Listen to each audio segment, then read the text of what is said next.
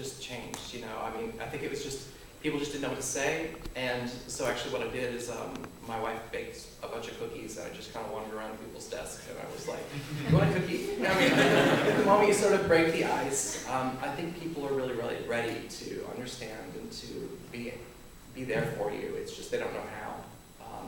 And so I think that there's still maybe a few people that are still a couple kind of awkward, but I mean, after 4 years of, you know, being in the trenches with people, they don't care about your personal life. They care about the fact that they depend on you, and that they know that you depend on them. And so it's great coming out of a team like that. And Naughty Dog was very, very great. So, that answer your question? Yeah. So, you know, I guess for me, games were, when I was younger, like games were often kind of an escape from the gender dysphoria that I felt, right? And kind of a way to feel like I was connecting with something directly. I mean, movies and music and books and games were all ways that I could escape from my gender dysphoria and kind of feel something that was free from the kind of social baggage that was just inescapable in any kind of interpersonal relations at the time. Josie, did you get into games because you had a special relationship with games growing up, or how did that come about for you? Or my involvement in the games industry largely came because when I was in art school for computer art, and I had a bunch of friends who were game nerds, and you know, I'd always play games and always been a gamer. But for me, a lot of the trans issues that I was dealing with, because I'm a very recent lady as well. I only transitioned a couple of years ago, and for me, it was the kind of thing where I didn't really consciously recognize why so many things resonated with me. There was a lot of things where, like, I would only ever have female avatars in games, and you know, when there would be sort of gender swapped storylines and stuff, that always resonated with me, and I didn't quite understand why, sort of thing. So that was how sort of I related to games and how games sort of related to me, but it wasn't so much like an escape from the world that I was in, but I've always been sort of like gender antagonistic throughout sort of my life. So I existed in this outside space until I didn't, and games helped, but they weren't. It wasn't quite the same sort of narrative with me with games. But, yeah. So, I mean, games, to varying degrees, are part of the experiences that we've had and that maybe have shaped who we are now. But we all now work in games in varying capacities, and I think our experiences now then kind of inform to varying degrees in whatever capacity the work that we do. You know, I mean, as a writer covering games media, like, I try to find ways of challenging the idea that games themselves or that games journalism should be kind of targeted exclusively or primarily at, you know, kind of young straight men, to kind of broaden these perceptions and challenge them and send the message that you know, like, a lot of times if I raise issues of, like, the way women are represented in a game, there will be comments saying, oh, you know, get your politics out of my reviews, or on games themselves. Like, people will say, oh, Gone Home is so political, it has an agenda, but don't levy that same criticism against like the latest Call of Duty game, even though there are deeply political messages embedded in Call of Duty. They're just not as visible to a lot of players because they kind of mesh with those players' political views. So when people say, get your politics out of here, what they're generally really mean is, like, get the politics that I don't really agree with out of here. And so I think that it's important, really important, to undermine the idea that there's a kind of neutral perspective, that of the kind of the default, like, straight male perspective, and that other perspectives are the perspectives that have an agenda, to kind of undermine and destroy that. And I think we can only do that by having diversity of voices, both on the side that's writing about games and on the side that's kind of creating and contributing to the creation of games. Heather, at Naughty Dog, I know that you were you kind of talked to Neil to some degree when he was actually writing the character of Ellie in The Last of Us, who, you know, I certainly feel is a really wonderful character. She, you know, in my opinion, doesn't have the kind of sexualized persona and visual design and a lot of the problematic elements that often go along with female characters in like major games. What was it like, and to what extent were you kind of involved in that process? And can you talk about that a little bit? Yeah, sure. So I guess for those of you who haven't played Left Behind, there's going to be spoilers. I apologize, but I can't really talk about what I'm going to say without spoiling it, so I apologize for that. So being an openly gay woman in the game industry, you know, pretty much the entire time I've been working in the industry, it's just most recently opened up opportunities to have discussions with Neil Druckmann, who's our creative director, in the writing process for Ellie and specifically for the DLC. I was approached pretty early on from him, just basically wanting my input and feedback as a gay woman, and he brought in, you know, various other women that work at Naughty Dog that, you know, could also bring in a female perspective, and you know, he wanted to be very sensitive about how to approach it, and you could tell that he was really, you know, concerned with just getting it right, you know. So it was Ashley, who's one of our character concept artists, and Alex, who is our UI designer. We all went out to lunch with Neil and just kind of had the first discussions about, so this is what's happening with the DLC, this is kind of what we had in mind, and, you know, what are some things that you know, want to see, you know, or things that you definitely don't want to see, like what's something that, you know, we should stay away from. And I think the one main point that I was like, felt really concerned and adamant about was if you're going to write Ellie in as a gay character, you know, stick with it and don't shy away from it in any regard. Like, don't have her kind of just, you know, maybe she's interested in her friend Riley, and then, you know, later, who knows, like, ends up with a guy. And I think for me, and you know, maybe other like LGBT identified people that maybe struggled early on or are struggling with their identity and trying to just make sense of it and everything, if you connect with the character on, you know, a certain level and you really identify with that character and you kind of idolize them in a way, I think it's damaging to then see that go back to just the ideals and the normal, you know, just kind of what society feels comfortable with, and I don't know, that just kind of sends the wrong message to not only to the LGBT community, but straight people as well. Like, it kind of invalidates, you know, our relationship. And so that was my one like main point. And he was very understanding, you know, basically took that into consideration.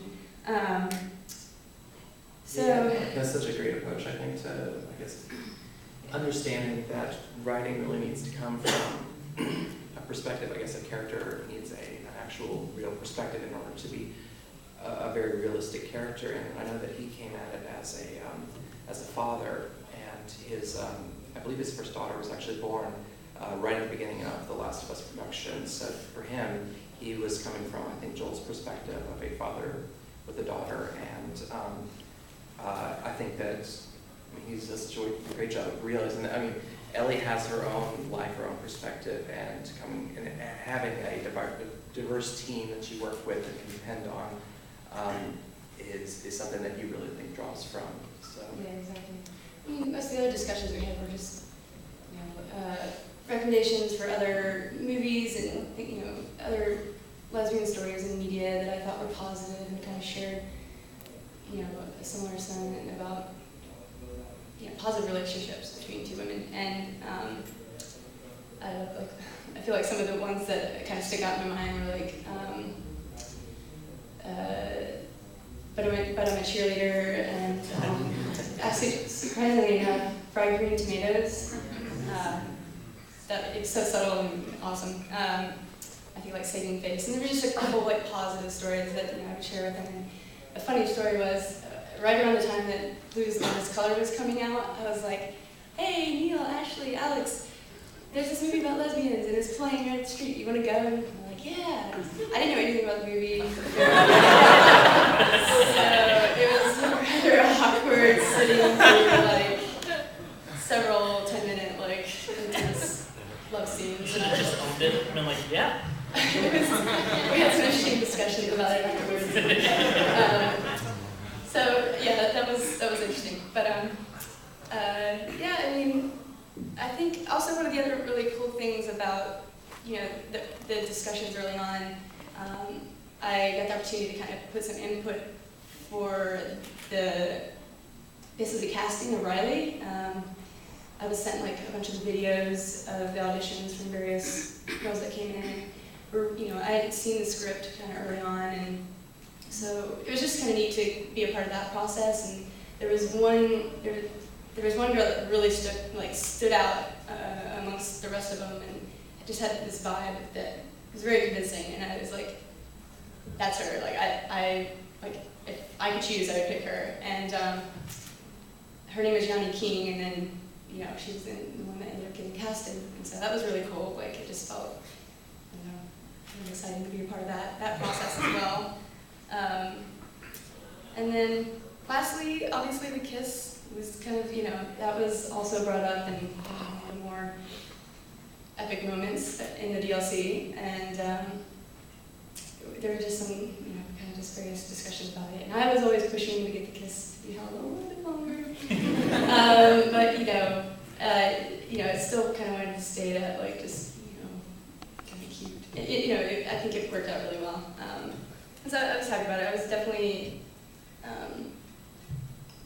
don't know, I felt honored to be a part of the process, and I think Neil handled all the details, amazingly. Like he's, he really gets it. So I think overall it's like almost kind of you think of the progress of if you play The Last of Us to the end and then Left Behind, it's almost kind of you take that spiritual journey from sort of the white male heterosexual, then now you're playing as the young woman, and you sort of see her grow up, and then you see her find her sexuality. And I think that's the very special thing about video games is that unlike a passive sort of medium like movies, you're not a spectator. You are an active participant. You take that character on into yourself, and for a very small bit, become that character, I think. And there's nothing else that allows you to really understand when a story is well told and you're playing as that character,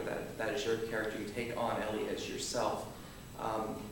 I think that I think that it really kind of creates a sense of, I guess, a seed of empathy there. And I think that's something very special that gamers have that I think the society at large doesn't understand as much, is when you are that character, I think it's very special. A very, very good game can make it so that you actually, in acting out that character, may make decisions that you may not make in real life because you understand that character from that perspective. And I think that spoiler alert at the end, when you play as Joel, for instance, I know we forced it so that Joel is trying to save Ellie at the hospital, and you're forced to kill the surgeon. And I think that something very good in single-player games where we're actually telling a story of a character and stuff like that is, that's what he would do. And as you play and do that, you understand that that may not be what you do, but because of that person's mindset, the perspective they have, that people have different motivations and stuff like that. Yeah, and I'm really encouraged by Left Behind because at the time that The Last of Us came out, I loved it, but I also felt like with that and BioShock Infinite and other, big budget action-adventure games, that there was this sense that all of these games are in some way similar in that they're about, mostly like violent white men, and that these games treat women in somewhat similar ways to a degree. And what I think was so encouraging about Left Behind is it's this statement that says, that AAA action-adventure game design can tell other kinds of stories too, right? The mechanics can be used to build a sense of bonding between characters and not just be used as, combat mechanics. And the stories can focus on other themes and other issues. And Heather, I was really glad that you said, when you were talking to Neil about the story that Ellie, that it shouldn't be this thing where it goes to a certain point and then she but then she ends up with a guy. That is so frustrating to me as a player of games. I mean, so I've mentioned this at other panels in the past, but like, for instance, Persona 4, which I think is a masterpiece of like Japanese role-playing game design, and has wonderful characters and wonderful writing, but is deeply, deeply frustrating to me because I felt as I was playing it, there were two characters, one who initially seems to maybe be a gay man, and another who initially seems to maybe be a transgender man, who both end up regressing on those paths and being like, no, I'm straight, it was just this other stuff, or no, maybe I'm not really trans, it was because I read all these detective stories when I was a kid and I wanted to be like my grandfather, the detective or whatever, and that was really frustrating because I felt like there was a message embedded in that game of like, it's not okay to be those other things, right? You have to conform to the norm. So anyway, I think that's extremely valuable. So Regina, you work in the community side, so that's kind of in the culture that's like around the game, rather than like so much the content of the game itself. How do your experiences as a bisexual woman and kind of inform your work there and how you've been received and how you interact with your players? So I think it helps, just helps to direct heated discussion about sexual orientation related to the game a little bit better because I have a better understanding of why people feel a certain way. Like we have queer characters in Guild Wars 2, some very prominent. We have 5 of what we call iconic characters, one of whom is in a relationship. She's in a relationship with another woman. We have gay characters in the game. It just helps to direct that discussion because I have kind of that perspective. But in terms of the game content itself, we have a relatively diverse writing team, and right now we have an ongoing storyline in Guild Wars 2. It's called The Living World, and we have 2 women who are in a relationship. They're both lesbians, and their relationship evolved over time in the story. So we started the story last year. The 2 women met last summer, and then over the course of time, their relationship developed from a business relationship. They're in a detective agency working together as partners, and then became romantically involved. And what was cool about that was that our writers didn't originally envision them as queer. What happened is that the fans started really responding to these 2 characters, and they're like, they started pairing them up, and creating fan fiction and all that stuff, because they really responded to these characters, and the writers were like, let's think about this for a minute, right? And then, so they're like, what if we put them together? What if we did that? So they went for it, and they ended up being a very popular pairing. And it's just been really great to see the community response to this. The idea came from just because a lot of fans really identified with them. And for me personally, it's really rare to see Asian women in games, much less queer Asian women in games. And these 2 characters, Marjorie and Casimir, one of them appears Asian. It's like kind of the Asian equivalent in the Guild Wars 2 universe. And it's for me, it's really powerful seeing someone like me. I mean, she's not bisexual, but she's a lesbian. But someone like me in a game. Like, cause that never happens. Right. It's like, okay, here's Edge, and you know. Yeah. So yeah, that was just really cool. And you know, some occasionally the writers, like one of the writers came to me about like dialogue between them. Like, can you look at this dialogue? Is it too cutesy?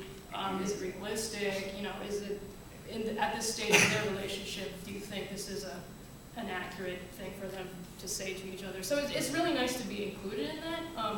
I mean, our writing team is really awesome, and we have queer people in the studio and in creative positions. And I'm not in a creative position, so it was very nice for them for the lead writer Bobby to come talk to me about it. So yeah. Yeah, I mean, it's always frustrating for me to see people who do see characters who are like them in games all the time to question, like, why is it so important that you have characters who look like you, in games? They just the lack of understanding of how important and how powerful it is to have those characters in games that we play that we actually can see ourselves in, see ourselves reflected in. Yeah, Josie. Heteronormativity is this interesting thing where the issue gets raised where they're like, why does this character need to be queer? And you're like, why do they need to be anything? Why do they, but you don't think about sort of societal and fundamental defaults. One of the things that's really powerful in games, that's sort of the thing that you see around, with the conversations that we're having, is the way agency in games resonates with players, and that for especially queer folks, it's more important for a lot of my peers and a lot of the folks I know in the community. When representation is scarce, the more agency you have as a character, the more you can create. Because like you can have RPG characters that you headcanon as queer, and you can play them that way. Sure. With that. And the more that the game sort of is open and provides you more agency, the more you can have that. The sort of next level shit is games that restrict your agency, but have these alternative viewpoints. So like, one of the really, really powerful gaming experiences that I had was in Anthropy's Dysphoria. Sure. Where like, if you're not trans, that game wasn't made for you. You could play it, you can enjoy it, but like as a trans lady, like that was one of the first examples I'd ever seen where that's me. And right. That is a story for me about my, like the stuff I'm going through. And like that was super, super powerful to restrict agency, but in a direction that was me. Yeah. And it's interesting how like you can broaden people's perspectives by taking away the option of being the like primary like common narrative. I heartily endorse that endeavor. That's interesting because when we basically finished Left Behind, I went to Neil and I was like, so. Like, are you worried about some of the criticism that is going to ensue from Left Behind, from people in the straight community that are very uncomfortable with seeing that? And he was just like, I'm not concerned with them. Like, it's not written for them. Like, he was more concerned about the criticism and trying to get it right for our community. And those were the views that he was concerned. He's like, he wanted to get it right for our community as opposed to making it for, making it safe. I always hope that, because I feel like as a transgender woman, I've always been in the position of kind of in media having, in games in particular, having to like identify with the male character, having to kind of put myself in that position, and I can do it, right? Because we're human beings, and there's commonality, and if we have any shred of empathy, we can do that. But what I hope, is that can go both ways, right? And that a person who isn't transgender but who plays Dysphoria, for instance, maybe it can come through that to some, have come away with some slightly better understanding of what our experiences have been like. And so that's why it is so frustrating to see, it happened in comments on our Left Behind review, people saying like, oh, why did you know, it's like a Hollywood left-wing liberal agenda trying to cram like homosexuality down our throats or whatever, and it's like 99% of media doesn't kind of cram like the normalcy of heteronormativity down our throats. It's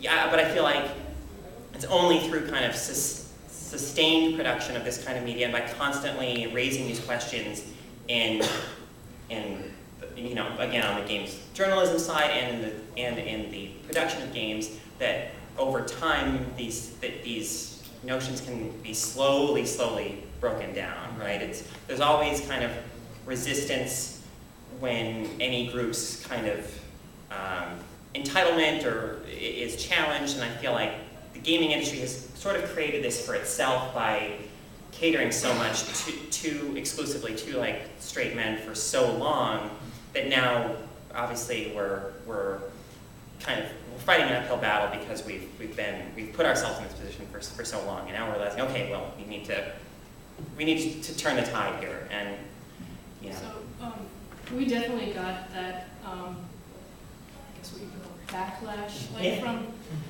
when the relationship between Marjorie and Casimir went from kind of subtext and kind of hints over to main text. We definitely got a reaction from fans that was, on the one hand, very, very supportive from people who have, you know, queer people and others who have never, you know, seen or rarely seen that kind of relationship in two main characters in games, versus people who were like, oh, there's so much gay content in Guild Wars 2, like, you know, Kaith is gay, Fallon's gay, and then there's that guy in the Sylvari starting storyline, and then there's these two people, and I'm like, that's hardly anything. Like, right, exactly. Yeah. As opposed to everyone else. Yeah. Yeah, I mean, like the world of Tyria is it's an MMO, so it's populated with a lot of NPCs, it's incidental dialogue, and there are like, it doesn't like hit you over the head with it, but there are people like populated in the world who allude to, oh, you know, my beloved or whatever, and you realize, oh, it's a person of the same sex, and that's cool, and it's like, these people are like, oh my god, there's so much gay content, like you're gaying up my game, like, and like the other people, like other queer people were like, man, this is so great, like, they really, it meant a lot to them, and to those people, it's like, even if you include like this little bit of content, it like means so much, like. Yeah. The line that was used when Facebook implemented those genders or whatever was the lady who was spearheading it was saying that this will mean nothing to most of the people, but to some of the people, it will mean the world. And like that's super, super significant and powerful. Yeah. There was this, I think one of the most kind of touching experiences that I've had after Left Behind came out, there was that young woman that wrote a letter into the studio just like thanking, you know, thanking the studio and the development team for making Left Behind, and, you know, she was a closeted gay woman who was really struggling with the idea of coming out to all of her family and friends because she lived in a small town, and like, she felt like she was alone. She had nobody to like, you know, talk to about how she was feeling, and so she felt compelled to reach out to the studio and be like, I can talk to you guys about this. Like, thank you for creating Ellie. Like when I was playing through it, and I've never had that experience, and she felt like she connected really well with the character, and I thought that was amazing, and so I like reached out to her personally through like my through my personal email, and was just like, I don't know, I was like, I wanted to let you know I was like touched by your letter, and you know, like that's awesome. I'm glad, you know, that, you know, it's just good to see that it has had a like positive impact. And then we kind of been writing back and forth, and we kind of became like pen pals, and she's been slowly, you know, she mentions that like because of that, playing through that part of the game has given her more confidence to come out and kind of tell closer friends of hers. And then it's funny, she was like, there's this girl that I work with, and I really like her, but I don't know if she's into me. And I'm like, you know, I just talk to her. Like, if you've never like introduced yourself, just go and start talking to her, and just kind of do it subtly, like drop hints, you know, and Play the game. if she understands what she's looking for, then, you know, just go for it. And so, like, a couple weeks later, she writes me back, she's like, so, it turns out, she's into me, and I'm like,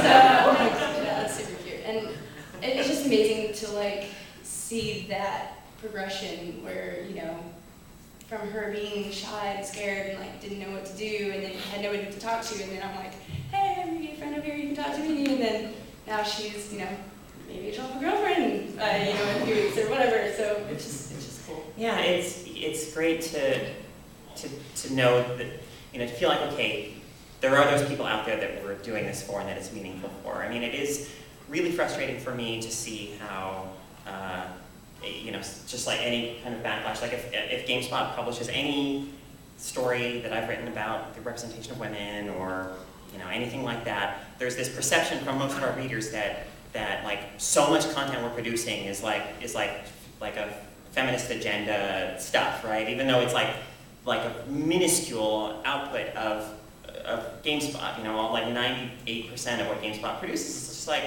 not related to those kinds of issues at all. But then you do get the occasional, you know, private message from someone who says, you know, okay, I'm young, I'm trans, and you know, I love games, and just seeing you on GameSpot or seeing you in this media is like so meaningful and so powerful to me. Like that's, you know, I get a lot of harassment and stuff, but those messages really keep me going. Like, they make it all worth it, right? And one of the things that's rough about a lot of this is that, like, yes, it's difficult for us as content creators to sort of make that push, but you know, sometimes our environments are really strongly resistant to that. Yeah. It's the kind of thing where, for the queer folks out there, like, greater societal empathy towards queer issues, and especially trans issues, is a literal life or death matter. You know, like people who, like, a lot of ignorance leads to a lot of fear and a lot of hatred, and it's just having narratives out in the wild that are like,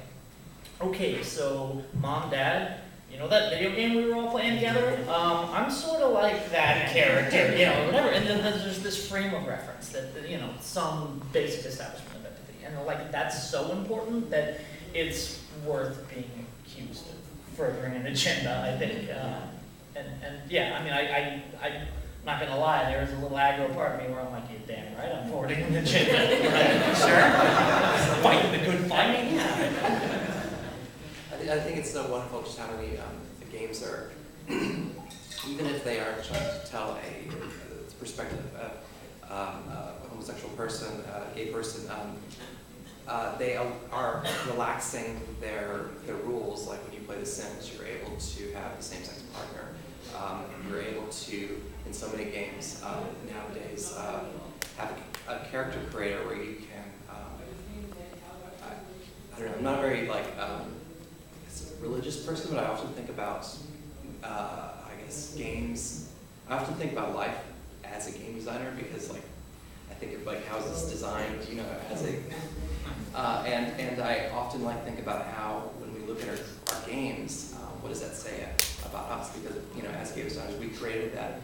I think kind of coming from a perspective of trying to make a world, maybe a more perfect world, you know, and I think that there's something special about the fact that so many games, like you start with Oblivion, you know, and one of the first things it asks you is, you know, what gender do you want to be? Maybe that's the way we all collectively understand that's the way it should be, you know, because that's the way we've made it in our games.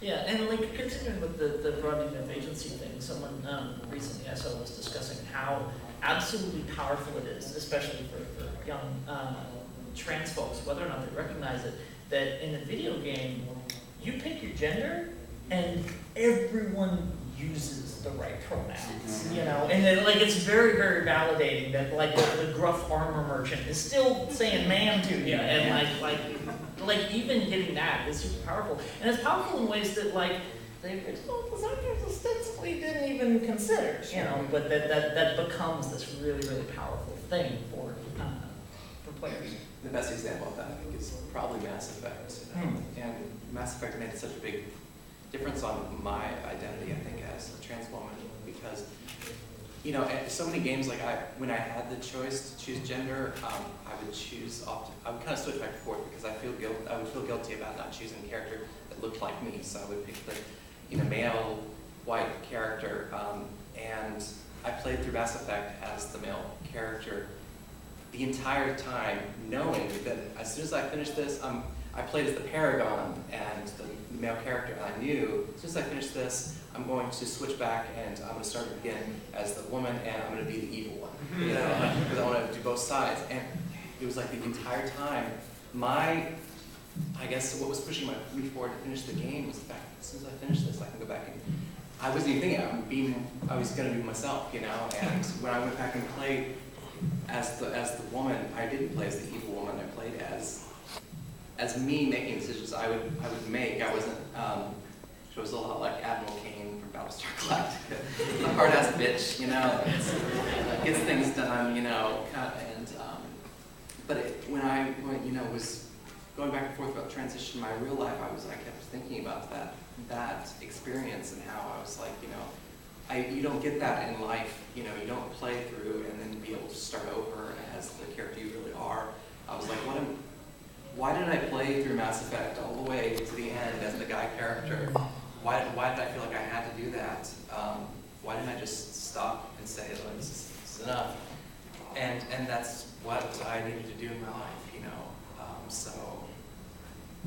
Yeah, games can be a very powerful metaphor for our lives, and I think particularly as LGBT people, maybe we can often see those metaphors for the challenges that we overcome, and I think having those struggles made more explicit and not just metaphorical, but you know actually built into the text is extremely powerful. I guess we're about out of time. We've got about